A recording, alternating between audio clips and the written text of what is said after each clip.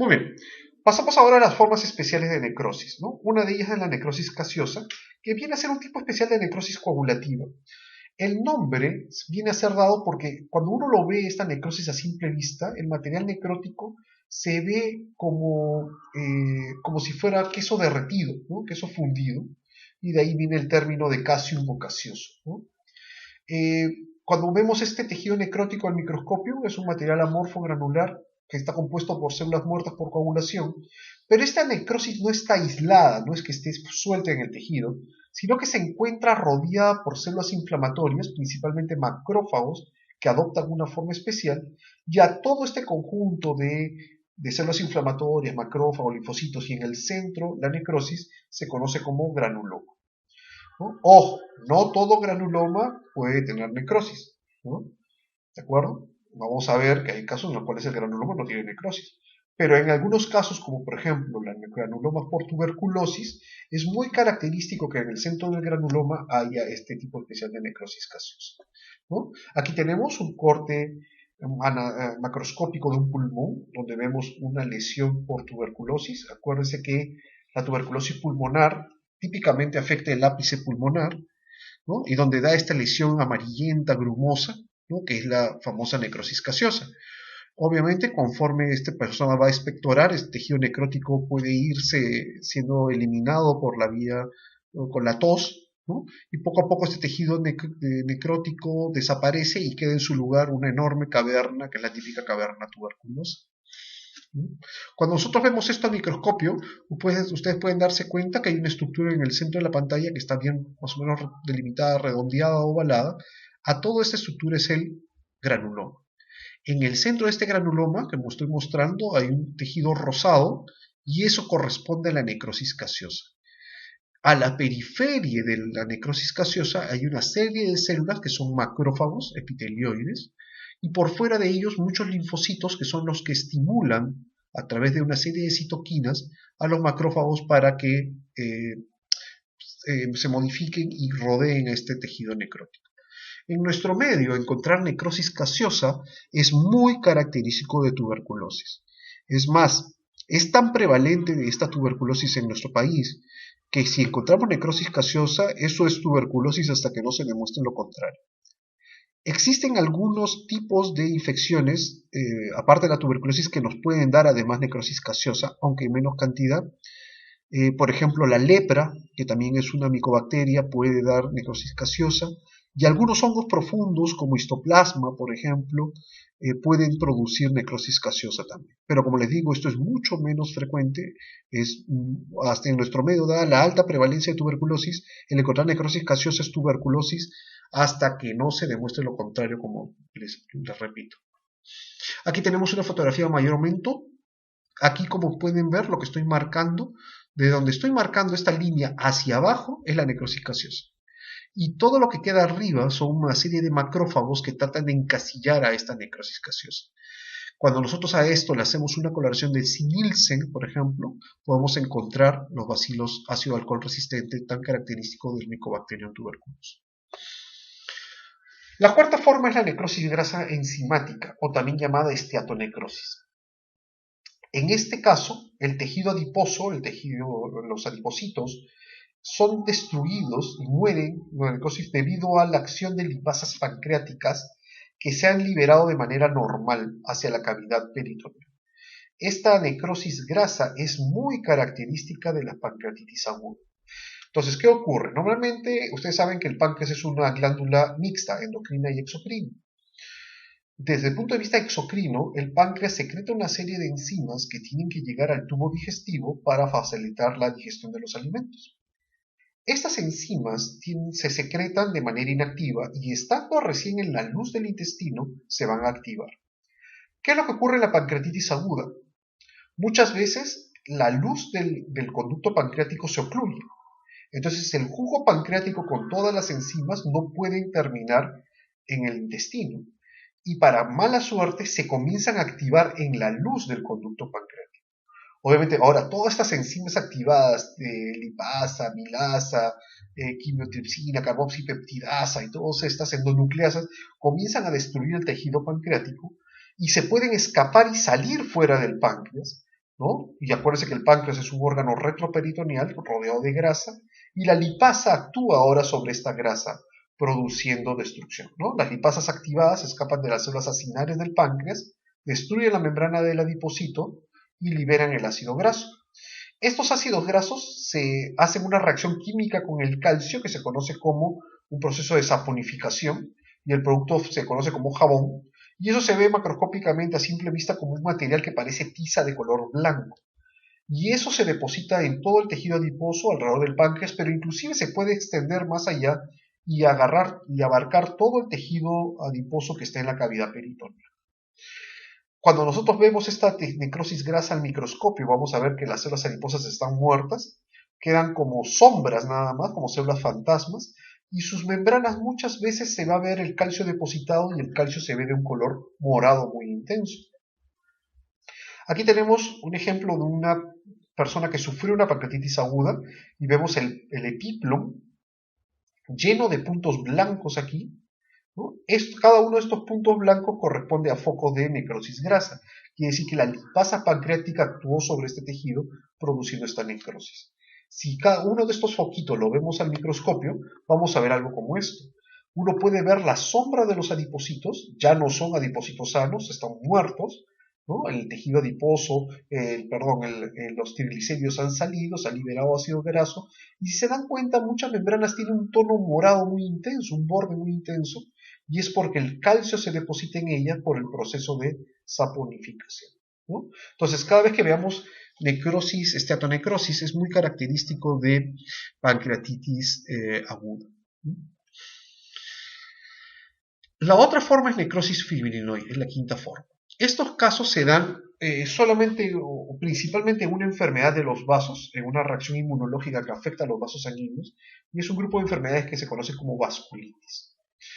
¿Qué ocurre en la vasculitis? En la vasculitis los complejos inmunes se van a depositar en la pared de los vasos y esto genera una respuesta inflamatoria que atrae neutrófilos que comienzan a liberar sus enzimas y muchas veces hay un depósito de fibrina en la pared. Esta fibrina depositada adquiere un color rojo muy intenso que es muy característico y cada vez que lo encontramos es una indicación de que ese vaso está sufriendo un proceso inmunológico típico de vasculitis. Aquí tenemos un caso de un corte de una arteria, vemos la luz de la arteria que se ha ocluido, está trombosada, por fuera de ella las células endoteliales, y en la pared de la arteria muchas células inflamatorias, muchos neutrófilos aquí, que no deberían estar presentes. Sumado a estos neutrófilos vamos a ver una banda roja brillante, ¿no? Muy intensa que rodea toda la arteria, y esta es la necrosis fibrinoide. Entonces, cuando vemos una arteria con esta necrosis fibrinoide y con estas células inflamatorias en su pared, hacemos el diagnóstico de vasculitis, ¿no? Ya después tenemos que precisar con detalle cuál de los distintos tipos de vasculitis es la que está afectando a esta arteria. Muy bien, entonces con eso terminamos lo que es la muerte, la necrosis como muerte celular. Nos faltaría ver la otra forma de muerte celular que es la apoptosis, ¿no? Mientras que la necrosis es una muerte muy escandalosa, con muerte de muchas células en simultáneo, masivamente destruidas, la apoptosis es una muerte mucho más programada, mucho más estructurada, mucho más elaborada, mucho más tranquila, en la cual la célula sabe que va a morir, entonces pone todos sus papeles en orden, ¿no? Y sencillamente ejecuta el programa de suicidio, ¿no? Cuando ya la célula sabe que va a morir por apoptosis, es capaz de activar una serie de enzimas que van a hacer dos cosas. Primero, degradar su propio ADN, fragmentarlo, y lo segundo también es degradar las proteínas y las organelas.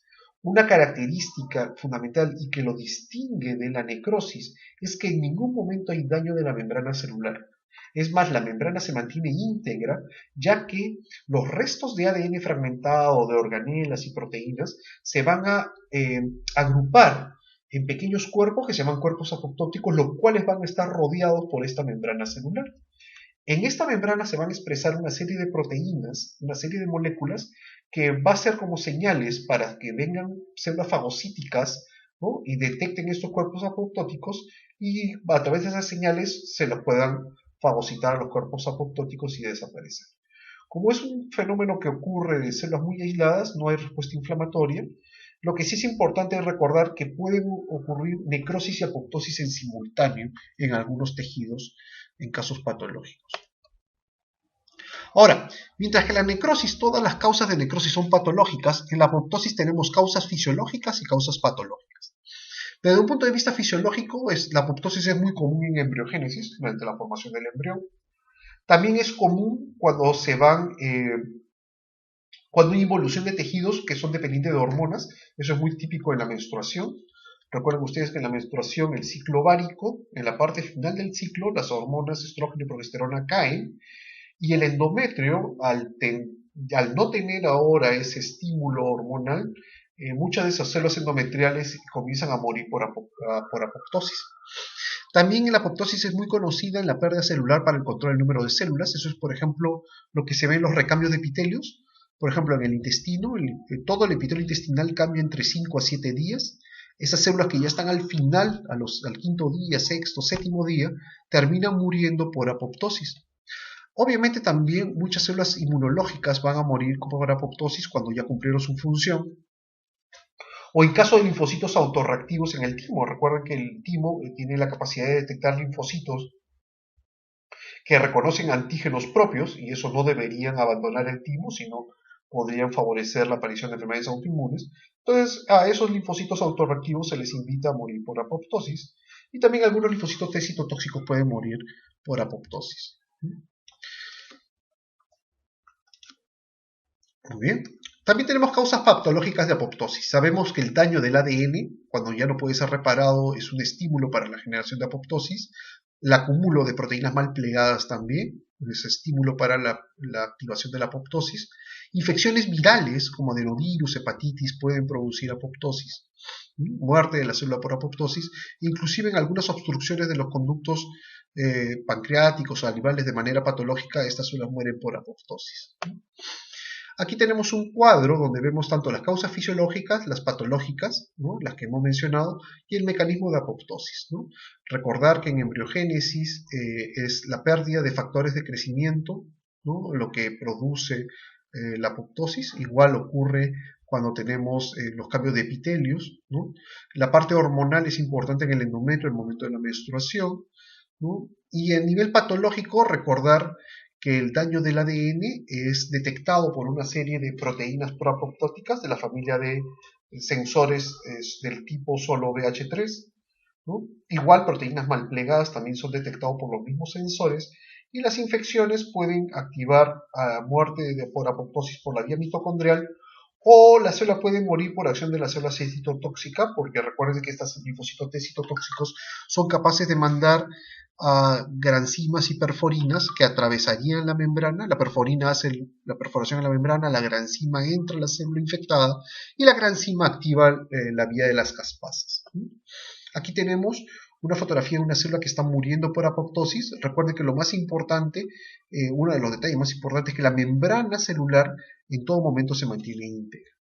Aquí tenemos una fotografía electrónica de barrido, donde podemos ver un linfocito en 3 dimensiones, un linfocito normal, y a la derecha como el mismo linfocito comienza a morir por apoptosis. Es evidente y claro cómo se forman estos cuerpos apoptóticos, los cuales después se van a desprender de la célula y serán fagocitados por células fagocíticas vecinas.